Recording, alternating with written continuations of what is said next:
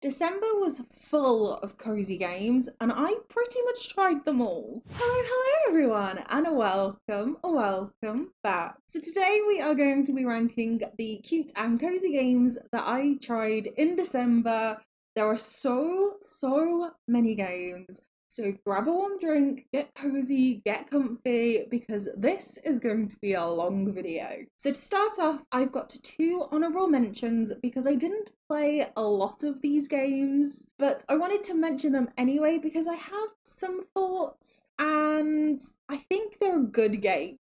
So the first one is called Snacko. Lift a curse and revitalise a ruined island in Snacko, where former big city kitties Momo and Meekan are starting a new life. Grow crops, raise fluffy cows, go fishing, exploring, customise and decorate as you please, and much more in this farming cat venture. You can fill your farm with cuddly animals and delicious crops across each season and explore the island beyond to find even more resources to cook and craft with or give as gifts. The island has a curse and your choice is to lift it or don't. You can spend your days farming, fishing, exploring, or revitalizing the ruined town using crafting and building with a cast of unique characters that live there. Explore the mysterious forest, snowy plains, and more with an original soundtrack by composer Dale North. Now, as I said, I only played this for a couple of hours, so take my views with a grain of salt. But the gameplay is good. I really enjoyed the storyline and how the story is set up and how cute the graphics are, and the art style of this game is so pretty. And the fact that you play as cats in a farming life sim is really nice. It's like a twist on a farming style game, but to kind of start off with, it's very slow paced, which I didn't like, and I found myself skipping some days because of how slow it was. I was getting bored and I just wanted to skip these days because I didn't have anything to do. I would also like there to be more tutorial. I mean, the tutorial that's there is great, but what I mean is when you're crafting things, it doesn't tell you where to get certain items. Really made me frustrated. And it took me days to realise, because I got bored one day and I started just chopping things because there was nothing else to do. And you get them from broken lights. It makes sense now, but for someone who's never played a farming sim, they wouldn't know that. They wouldn't know that you could chop random broken lights and they would get a flame fragment from it to make a stove. So for me, I would love it if you could like hover over ingredients and for it to be able to tell you where it comes from, or at least give you like a hint. Also, when you're inviting animals to the island, I didn't realise you have to keep going back in your mailbox to look if they want to come to the island. So there are like little bits and pieces here and there that just need to be added to, really. The game is still in early access, so I'm sure there is going to be lots of things added to the game. So as I said, take my views with a pinch of salt. This game is available on Steam at the moment, but it will be coming to Nintendo Switch and PlayStation soon. And the next game I want to give an honourable mention to is Palia on Nintendo Switch. Palia is a vibrant new world made just for you. Cook, craft, fish and farm with friends as you live the life of your dreams and discover an enchanting adventure filled with colourful characters and a mystery to unravel. This is a cozy community sim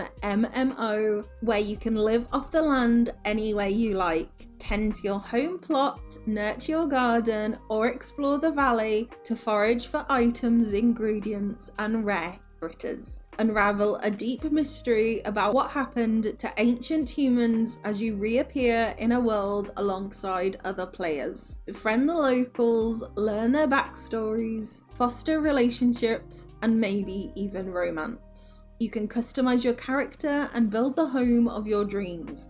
With hundreds of craftable items and customizable options, You can decorate your plot to make your home uniquely yours. You can play solo or jump in with friends at any time. Palia is a friendly, cozy community that's always here to welcome you home. Now, I found Palia on the Switch to be absolutely amazing. Yes, the graphics are a little bit blurry, but originally it was made for a PC with high specs. So for me, I was expecting for the graphics to be slightly blurry. So for me personally, it doesn't take away Palia's experience for me, because I love this game. I truly love this game, and for it to be a free game where you don't need to pay anything for this experience, I am blown away every single time I play it. I cannot believe this game, which you get, is free. The amount of stuff in it, and it keeps growing and growing and growing. I cannot believe it's free. Every time. I just sit there open-mouthed. I didn't experience any server lag at all. I didn't experience any glitches, any bugs, any broken issues. People have said that they did experience server lag, so maybe try it and see what you think. Again, completely free. No money is needed. No money. So give it a go. There was an issue with people not being able to log in when it first launched. I had that issue. Utterly frustrated. But it took about 2 hours, I think, for them to fix it. So, I mean, you know, pretty good. It is cross-platform compatible as well. So I can play on my PC, get bored, want to sit in front of the TV, and then bring over my Switch and play on my Switch. I mean, chef's kiss. My God. So Palia at the moment is available on PC and on Nintendo Switch. It is coming to Steam soon, but they've neither confirmed nor denied whether it'll be available on Mac, on iOS, on PlayStation, or Xbox, but it is still in open beta at the moment, so maybe one day it'll come to all those devices. Okay, so let's get on with the list. In last place, I am sorry, it is Coral Island. Right, I know everybody loves Coral Island, but I played Coral Island on Xbox, and at time of recording, there is a bug that completely breaks the game. It is basically unplayable. It makes it so that in the museum, you cannot donate more than 10 things, otherwise the game completely freezes, the game goes black, and it crashes. You cannot upgrade the town's rank, so it stays at F, and there is no patch to fix this. So it's just simply not working. Even if I just want to play throughout the day, I just want to like go about my daily farming life and talking with the residents and playing the spring festival, it literally just crashes on me. The screen goes black, and because there is no save, it is just auto saves at night, I literally have to start the day over again. And I'm getting fed up of starting the day again. I can literally go to 6 p.m. and I've planted all of my crops, I've done my daily chores, I've done my diving, I've done my fishing, I've stored my museum artifacts and my fish in a chest ready when they do a patch to fix this bug. I've got about 50 items stored now. So I do that, and then it just crashes for no reason whatsoever. I am so angry at Coral Island right now. I can't do it. I haven't even made it to summer yet. I'm not playing it anymore. I'm sorry, Coral Island. I love you, but I hate you as well. You're in last place. I will say, however, nobody on PC is having this issue. It is just Xbox players. Everybody in PC loves this game. It is a fan favorite. So just don't buy this game on Xbox, please. Just don't get it on Xbox. This game also came out on the 14th of November, but I've only just managed to play it in December, so that's why it's on my December played list. This game came out of early access on the 14th of November on Xbox, PlayStation, and on Steam. In 5th place, we have a game called Chessrama. This is a really good game if you like puzzles. I wouldn't say to do them all in one day though. It's really good if you want to do a couple of puzzles for a few minutes every day, and it's really good for people who like hardcore puzzles as well, because this will get your brain thinking in a really different way. It's not really about playing chess, it's more like a puzzle game with chess pieces as the puzzle pieces. So it gets harder and harder as you go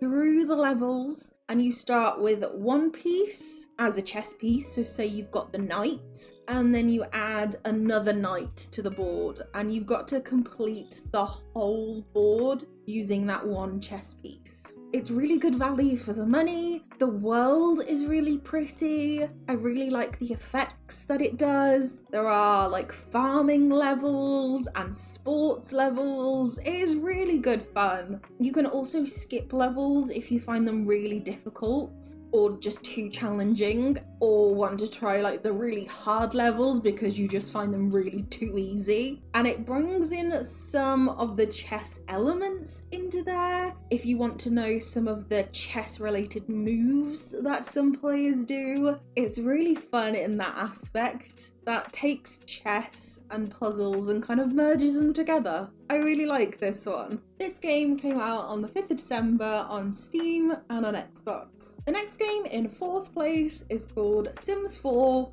for Rent. Now what I will say is it is The Sims, so there are going to be bugs and glitches in this because it's The Sims. So for some of it, I didn't receive rent. That kind of happened for everybody across the whole game, but it's one of those quirky bugs that eventually The Sims will fix, or they have fixed. I can't really remember, to be honest. But the way I use this expansion pack is for my legacy challenge. So I have them kind of living together in a row of apartments, and you can easily swap between their houses and the Sims characters that way, rather than me becoming a landlord and making money off Sims. Obviously you can use it that way, but for my purposes I'm using it more for like a legacy challenge, so I'm not really concerned in making money, if that makes sense. But the items in the game are amazing. I love the build and buy items in this. They go really well with City Living expansion pack if you've got that as well. I really liked to kind of mix and match those items. I had so much fun building the apartments. I did a video for my channel members that is up for you. If you are a member, you can go watch that. I'm not really sure why though in City Living they didn't make the city apartments available for you to rent out. I'm really not sure why you cannot do that, because it's the same sort of system I would have thought, but you can't. You just can't. But other than that, you can make any other building or house in The Sims to be able to rent or change, which I really liked. There's a different ranking system. What I really enjoyed is they finally added a kettle into The Sims. Oh my god, I've been wanting a kettle in The Sims 4 for years. Like, I'm in the UK, we live through kettles. Like, for a cup of tea, oh my god. I wouldn't say it's my favourite expansion pack of them all, but I love the apartment aspect of it. That's what I would buy it for, rather than the build or buy or the world or the creator sim. I would buy it just for, I bought it just for the apartments, and that side of it has really lived up to expectations. This expansion pack came out on the 7th of December. It is a DLC for The Sims 4, and it is available on Steam, on Epic Games, on the EA app, on Xbox, on PlayStation, and on Apple. Next up in number 3, we have a game called Roots of Patcha. Just before I start, I want to make you all aware that in some countries, the word roots is a swear word, so I'm sorry if it causes any offense, but I love the concept of this game and the idea is so original of it. I've done a first impressions video on my channel. If you want to go check that out, I will leave it in the top corner for you so you can see that.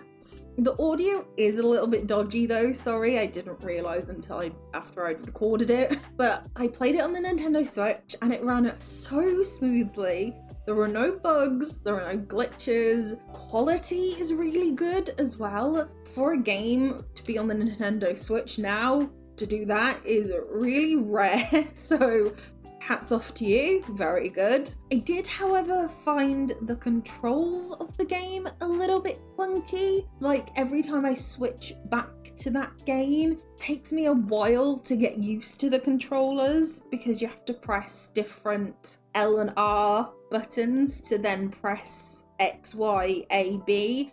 And it just takes me a while to pick it back up, so I find that a bit clunky. But I realise it was on the PC first and it's been optimised to be on Nintendo Switch. So it's not the worst in the world. And I love the fact that one of the tools can do most of the things in the game and that the mines are so different from many other life sim farming games. It's more of a puzzle based mine rather than you just hit rocks till you find what you're looking for, till you lose your soul, and then you go back out the mines. I really like that. And you can custom design your items as well, a bit like Animal Crossing. So I like that. It's a good, solid middle game for me. This game came out on the 28th of November on Nintendo Switch, but it is also available on PlayStation and on Steam. Okay, second place is a game called Steam World Build. Now, I loved this game. I was right in thinking in my December games that it acts like two different games. It's a bit like Theme Park World or 2 Point Hospital if you've played those games before. Theme Park World, I'm throwing it back, I know. It's where you connect buildings to a train station in this case to make workers in the world build different items, and then you need certain buildings to build these certain items, and you also need to make the workers happy as well. There's also a storyline attached to this game which I really love. You have to travel to the mines in the storyline and find missing rocket pieces to help the people of the world escape and fly to a new world. But the robot helping them seems suspiciously creepy, and you have to figure out the storyline behind it.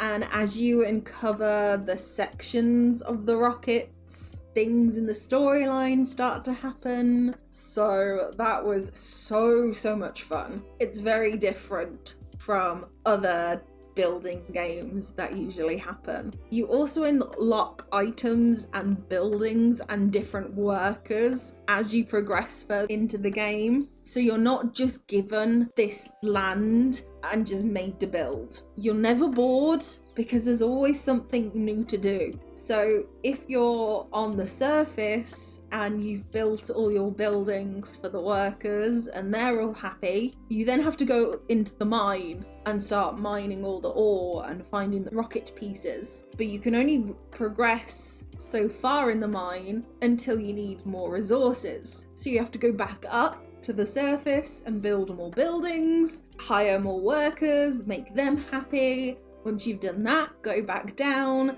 So it's a really fun, progressive story. I really enjoyed it. And the ending is just perfect. This game came out on the 1st of December on Steam, on the Nintendo Switch, on Xbox, and on PlayStation. And my number one game of December goes to Bug and Seed. This is the type of game where you just want to say, can I just play for one more hour? Just one more hour. Just one more hour. I thought it would just be a game about collecting bugs and storing them, but it's so much more than that.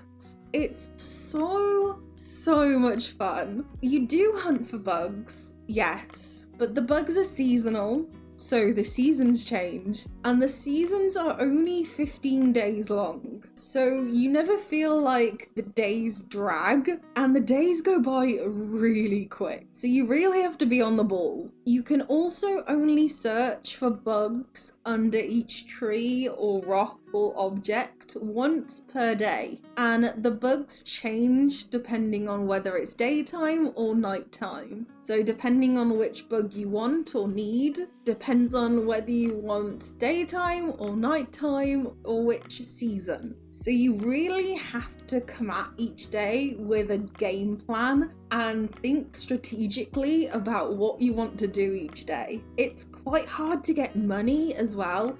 It's not too hard, like frustratingly hard. It's like a challenge, but a fun challenge. And filling up your bug museum is a challenge. Every Saturday visitors come and you need to be ready with your museum filled with bugs for then. And the more bugs you have, the more money you get. So you want like a good collection, but you can also donate to this like school college, and if you donate those bugs, the bugs selling price goes up. So when you sell those bugs, you get more money. So it's a toss-up between do you want to donate them or do you want to keep them? You also get quests from the neighbors around the town for certain bugs. So sometimes you can't keep those bugs. You have to decide whether you want to donate them, keep them, or give them to the quest giver. So it's a real challenge to juggle all of these things. And for having only 15 days per season, let me tell you, I was having so much fun. There's also an